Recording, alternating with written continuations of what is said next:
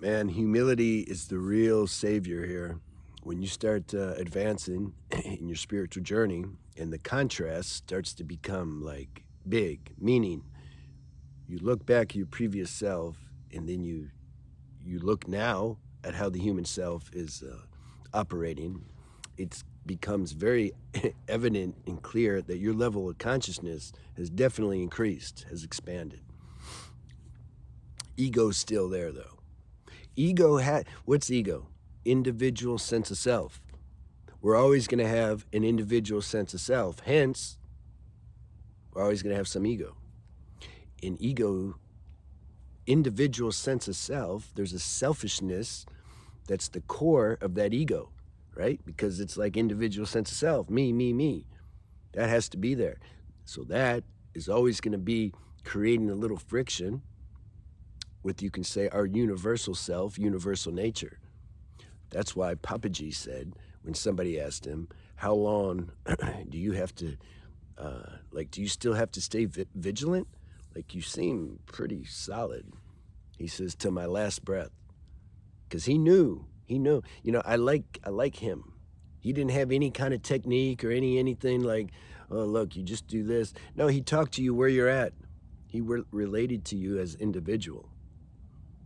And he would try to help you just see for yourself the delusion that your mind's creating. And if he couldn't, that's okay. He didn't mind.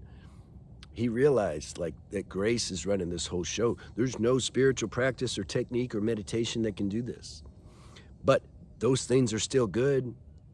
Like, you do it if the life force is wanting you to do it. You got no choice anyway. Don't let the mind come in and call off the search, because the non-dual said, there's nobody to search. And it's like the mind hijacks, or the ego hijacks all these spiritual teachings.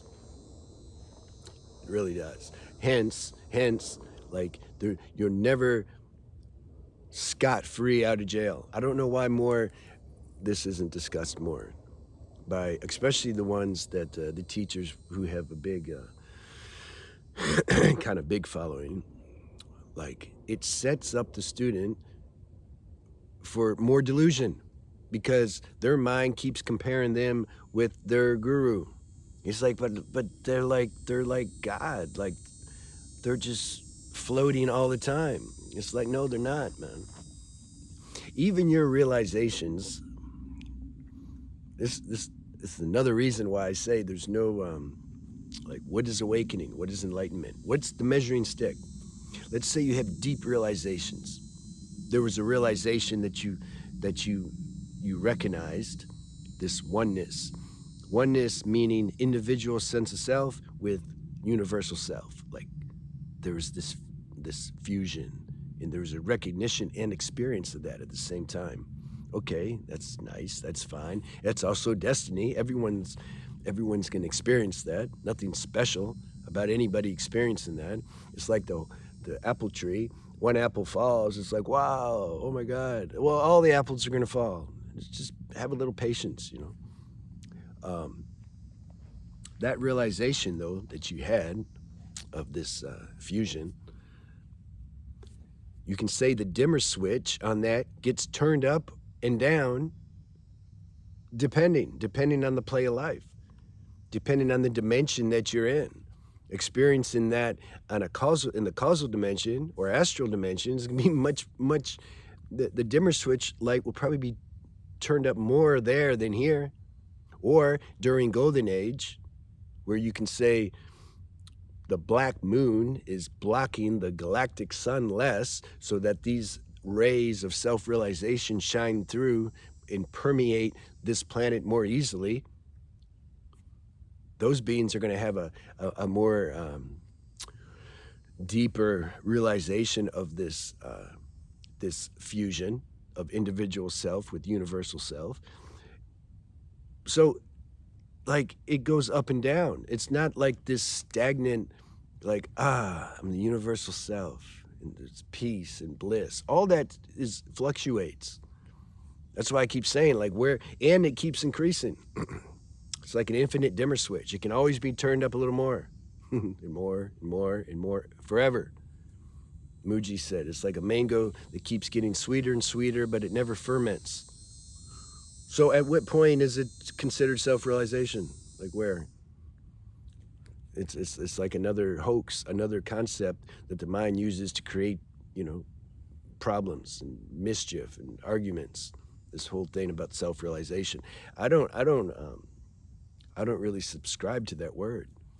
Then you get the smart people. Well, you use it in your titles. Yeah, I have to like give the algorithm something to index.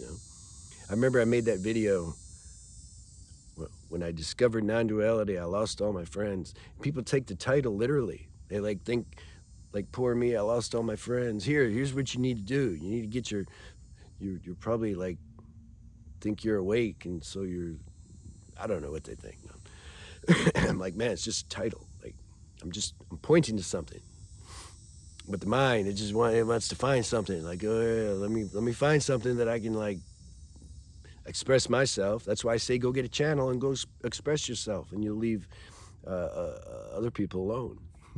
I mean, it don't bother me. I think it's it's duality. Like we need that. We need that. Can't get away from the friction. How's this light? Oh, that's what I'm like right in the sun. How about like that? I'll work it out. I'll work it out in the next video. I don't know. Maybe it looks all right. So the ego, it doesn't go away. It stays there.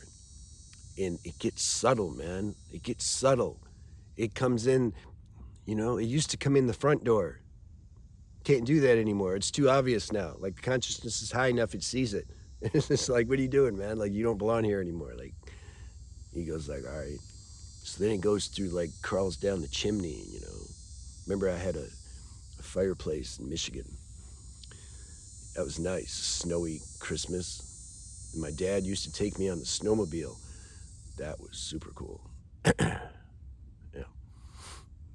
So ego goes down the chimney, I used to believe in Santa Claus till I was like 9. I mean, why not, I remember my friend told me. It's like, bro, dude, like Santa Claus don't exist. I'm like, yeah, he did. He got me a motorcycle. Like, what do you mean, man? Yeah, it's funny. Or ego will like crawl in through a window or something. See, that's called ego coming in through the back door, and it does that. It does that with the when we're talking about spirituality. Oh man, there's so much room. There's so much there's so much space for ego to infiltrate. Usually through some passive aggressive type, behavior, and I'll pray for you, but it gets more subtle than that. It gets super subtle. This is why I'm a proponent of introspection, and then you can catch that stuff. You don't see the ego don't want to look at anything. It wants to look at your problems, sure, yeah. Oh, I'll help you, yeah, come. But then if it's like when the introspection thing's turned on you, do you want to check and see, like, damn, what were my motives? Like, was that a little bit like, like who cares? You're never going to be perfect anyway. So what difference does it make? You get to where it's fun catching yourself out because you don't have nothing to prove. You're not unconsciously holding on to some kind of identity as a awakened person. It's funny. I say that over and over again, but people will still say, man, you think you're like awake. I'm like, dude, I keep saying there is no real awakening, not in the realest sense. I don't say that because I don't have time. Like I go to the good comments. Why am I going to waste time? But I think that though. So this subtle look, humility burns that. It burns it. Introspection creates humility, and the humility burns this ego coming in the back door. It burns complacency. It burns arrogance, which then allows the sense and experience of serenity to increase, which is what everybody wants, whether they realize it or not. That's why everybody like has addictions and doing drugs and having sex, and they're getting dopamine drug, What they really want is serenity. Serenity doesn't have side effects. All these other things are going to wear off, and it's going to wreck your nervous system, and that's cool. It's all part of the game to help us hit bottom, to see that they don't work. I know. Like, I'm a master at that. I've like done everything, and the best thing about doing everything is that everything that I needed to do, at least in my karmic tray, is that I saw that nothing works.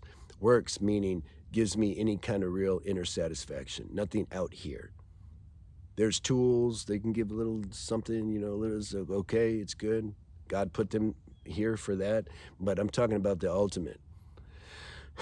Ultimate meaning a thing that works, but it doesn't have side effects. It just works good.